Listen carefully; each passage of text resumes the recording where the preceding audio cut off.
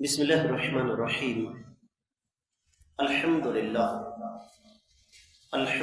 الذی خلق فقدر، والصلاة والسلام علی من جاء بالحق بشیرا ونذیرا وافضل البشر، انبیاء اور رسولوں پر ایمان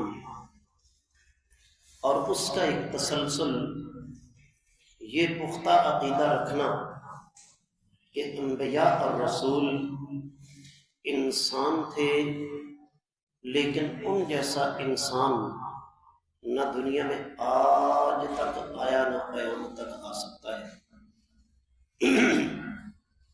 آج کے سبق میں دو چیزیں شامل ہیں۔ پہلی کہ آخر انبیاء علیہ السلام کو نور ماننے میں حرج ہی کیا ہے۔ میں آپ کے سامنے چار نور رکھنے والا ہوں۔ اللہ کا نور پہلا، اگر یہ عقیدہ رکھا جائے کہ کائنات کے امام صلی اللہ علیہ وسلم اور دیگر انبیاء اللہ کے نور میں سے الگ ہوئے تو یہ کیا ہے جی؟ شرک ہے۔ اور ہمارے جو بھائی نور اور بشر کا جھگڑا اٹھاتے ہیں، اصل میں ان کا عقیدہ یہی ہے، جیسے کہ میں آگے جا کے بیان کروں گا، مانے یا نہ مانے، اصل ان کا عقیدہ یہی ہے، وہ یہی ثابت کرنا چاہتے ہیں کہ اللہ تعالی انسانی روپ دھار کر نبیوں کی شکل میں، رسولوں کی شکل میں، یہاں تک کہ ولیوں کی شکل میں زمین پر آ جاتا ہے۔ اس پر ہم بعد میں بات کرتے ہیں۔ دوسری قسم، فرشتوں کو نورانی مخلوق کہا جاتا ہے۔ ہم اس سے پہلے پڑھ چکے کہ اگر یہ عقیدہ رکھا جائے کہ انبیاء علیہ السلام فرشتے تھے تو یہ قرآن کے بھی خلاف ہے، حدیث کے بھی خلاف ہے، اور انبیاء اور رسولوں کی شان کے بھی خلاف ہے، کیونکہ یہ نورانی مخلوق تو انبیاء علیہ السلام کی ماتحت ہے، غلام ہے۔ جبریل امین گھنٹوں آ کر آقا علیہ السلام کے دروازے کے باہر کھڑے رہتے، اجازت مانگتے۔ روایت صحیح ہے کہ نہیں، اس کو ایک طرف رہنے دیں۔ مولوی بیان کرتے ہیں، آپ نے سنا بھی، معراج کی رات نبی رحمت صلی اللہ علیہ وسلم جب جبریل امین کے ساتھ آسمانوں کی سیر پر گئے تو ایک مقام آ گیا جس کا نام تھا سدرۃ المنتہا۔ وہاں جا کر جبریل نے کیا کہا؟ میری حد یہاں تک تھی، اس سے آگے میں نہیں جا سکتا۔ اگر نبی علیہ السلام کو فرشتوں سے ملا دیا جائے، دیگر انبیاء کو فرشتوں سے ملا دیا جائے تو یہ ان کی توہین ہے۔ تیسری قسم ہے یہ روشنی، اور یہ میں اور آپ اچھی طرح جانتے ہیں کہ انبیاء کا اس روشنی کے ساتھ کوئی تعلق نہیں۔ چوتھی اور آخری قسم ہے ہدایت، رہنمائی، وحی، اور لوگوں کو جہالت کے اندھیروں سے نکال کر علم کی روشنی کی طرف لانا۔ ہمارا ایمان ہے کہ ہر نبی اپنے اپنے دور میں روشنی نہیں، روشنی کا مرکز تھا۔ پہلی بات تو یہ۔ دوسری چیز جو آج میں خصوصی طور پر آپ کو یہاں سمجھانا چاہوں گا، وہ ایک سوال کا جواب ہے کہ ہمیں اس جھگڑے میں پڑنے کی ضرورت کیا ہے کہ نبی نور تھے کہ بشر تھے۔ اصل بات کچھ اور ہے، اور وہ یہ کہ جب ہم یہ کہتے ہیں کہ انبیاء علیہ السلام انسان تھے تو یہ دراصل عقیدے کا ایک بہت بڑا مسئلہ ہم حل کرتے ہیں کہ کسی نبی کے اندر، کسی رسول کے اندر اللہ والی کوئی صفت موجود نہیں تھی. اور یہ جو آپ کا تصوف ہے نا، صوفیت، اس کی بنیاد ہی اس بات پر ہے کہ اللہ انسانی شکل میں زمین پر آ جاتا ہے. یہ بات قرآن و حدیث کے حوالے سے تو غلط ہے ہی، عقلی طور پر ہی غلط ہے. آدم علیہ السلام کو کس نے پیدا کیا جی؟ تو اللہ نے اپنے آپ کو پیدا کیا اور اپنے آپ کو حکم دیا اس درخت کے قریب نہ جانا. خود ہی اس درخت کا پھل کھا لیا. خود ہی اللہ نے اپنے آپ کو جنت سے نکال دیا بے لباس کر کے، خود ہی زمین پر اتار دیا. اگر یہ مان لیا جائے کہ انسان اللہ ہی کا ایک روپ ہے تو پیدا کرنے والا کون اور پیدا ہونے والا کون جی؟ مارنے والا کون اور مرنے والا کون؟ بیمار کرنے والا کون اور بیمار ہونے والا کون؟ قیامت کے روز اس سے پہلے قبر میں حساب و کتاب لینے والا کون اور دینے والا کون؟ جنت میں جانے والا کون اور بھیجنے والا کون؟ جہنم کا ایندھن بنانے والا کون اور بننے والا کون؟ اللہ سب کچھ اپنے ساتھ خود ہی کر رہا ہے. کیا میری آپ کی عقل اس بات کو تسلیم کرتی ہے؟ پھر عیسائیوں کا کیا قصور ہے؟ عیسائیوں کا بھی تو عقیدہ یہی ہے نا کہ عیسیٰ علیہ السلام کیا ہے؟ اللہ کے بیٹے ہیں، اللہ کا روپ ہے. پھر ہندوؤں کا کیا قصور ہے جن کے 33 کروڑ معبود ہیں؟ وہ کہتے ہیں ہر چیز کے اندر رب موجود ہے. تو اصل بات جو سمجھنے والی ہے وہ یہ کہ ہم عقیدے کے اس انتہائی اہم مسئلے پر بات کیوں کر رہے ہیں. دکھ کی بات یہ ہے کہ آج عقیدت میں اندھے ہو کر الصلاۃ والسلام علیک یا نور من نور اللہ تو کہہ دیا جاتا ہے.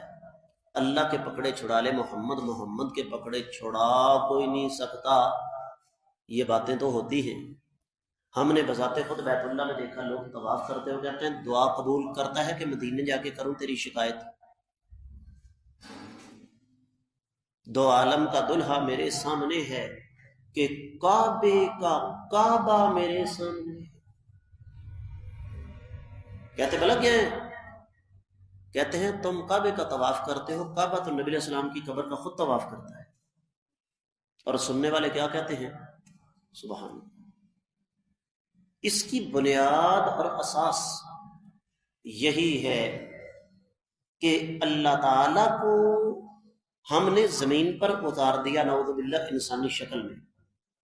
ابن عربی جو کہ صوفیوں کا سرخیل سمجھا جاتا ہے انسانی تاریخ میں، سب سے پہلے اسلامی تاریخ میں اس نے یہ نعرہ لگایا کہ انا الحق، میں اللہ ہوں. ایک بہت بڑا صوفی ہے، اس کا یہ شعر ہے کہ چلے لوگ جہاں دے بھلے پھردے سب، سامنے ویکھ کے پیر نو پھر بھی پوچھ دے رب. مقصد کیا ہے؟ اپنے اس درباری مزاری نظام کو جو کہ بنیادی طور پر انگریز کا تیار کردہ ہے. میں یہاں آپ کو ایک تاریخی بات بتا دوں، میرا ایک چیلنج ہے.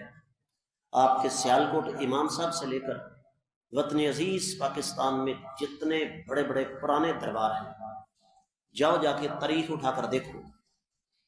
جس دور میں 1857 کی جنگ آزادی کے بعد، جس دور میں سینکڑوں نہیں ہزاروں علماء کو توپوں کے منہوں کے آگے باندھ کر گولوں کے ساتھ اڑا دیا گیا، یہ دربار مزار اس وقت بھی آباد تھے اور یہ انگریز نے اس دور میں کھڑے کیے.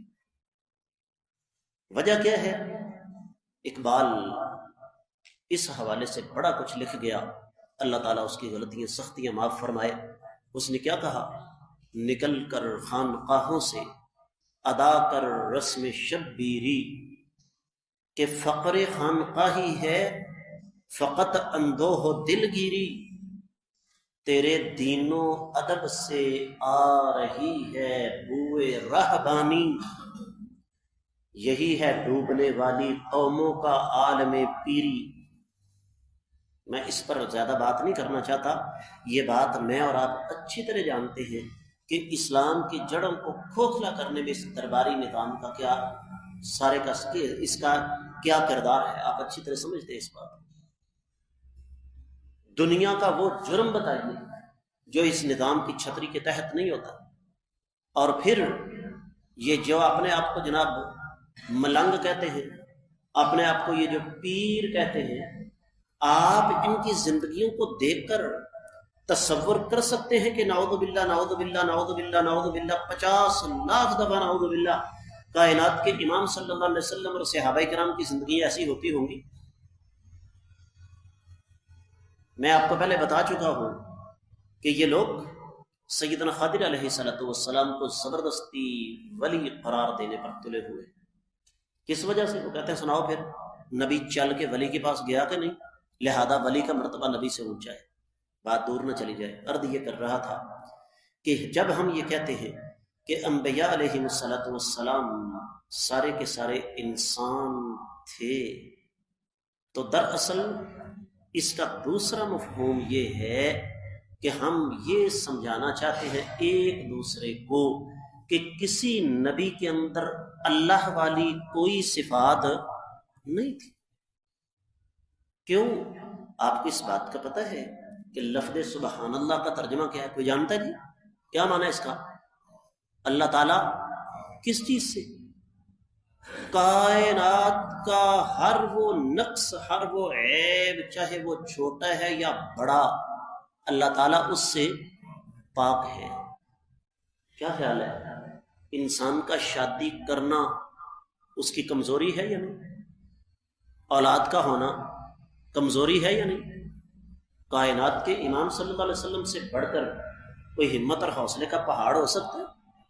آخری بیٹا ابراہیم ہاتھوں پہ اٹھایا، قبرستان لے جا رہے ہیں، آنکھوں سے آنسو، صحابہ نہ رہ سکے۔ آقا آپ ہمت اور حوصلے کا پہاڑ اور آپ کی آنکھوں میں آنسو؟ فرمایا میرے صحابہ ہذہ رحمہ، یہ کیا ہے؟ اللہ تعالیٰ کی رحمت ہے۔ جب دل پر چوٹ پڑتی ہے تو آنکھ بہہ پڑتی ہے۔ کیا نعوذ باللہ نعوذ باللہ اللہ تعالیٰ کے بارے میں آپ تصور کر سکتے ہیں کہ اللہ تعالیٰ کی اولاد ہوگی اور اولاد کے مرنے پر خود ہی اللہ تعالیٰ اپنی اولاد کو مار کے خود ہی رونا شروع کر دے گا؟ میں کوئی ایسی بات نہیں کر رہا جس میں کوئی منطق ہو، کوئی فلسفہ ہو، جس کو سمجھنے کے لیے آپ کو بہت زیادہ گہرائی میں اترنے کی ضرورت ہے۔ انبیاء علیہ السلام انسان تھے۔ قرآن کی صرف ایک آیت یہاں پر میں پڑھوں گا جو آپ کو بڑا کچھ سمجھا دے گی۔ سورۃ الاعراف 188ویں آیت مبارکہ، اللہ فرماتے ہیں قل لا املک لنفسی نفعا ولا ضرا الا ما شاء اللہ۔ اے میرے نبی صلی اللہ علیہ وسلم، آپ فرما دیں کہ میں اپنی جان کے بھی نفع اور نقصان کا تب تک مالک نہیں ہوں جب تک میرا اللہ نہ چاہے۔ وَلَوْ كُنْتُ أَعْلَمُ الْغَيْبِ، اگر مجھے غیب کا علم ہوتا، لَاسْتَكْثَرْتُ مِنَ الْخَيْرِ، تو میں ساری خیر جمع کر لیتا، وَمَا مَسَّنِيَ السُّوءُ، اور مجھے کبھی بھی کوئی تکلیف نہ پہنچتی، ان انا الا نذیر وبشیر لقوم یؤمنون، میرا اصل مشن کچھ اور ہے، میں تو لوگوں کو ڈرانے والا ہوں، خوشخبری سنانے والا ہوں، لیکن ان لوگوں کو جو ایمان لانے والے ہیں۔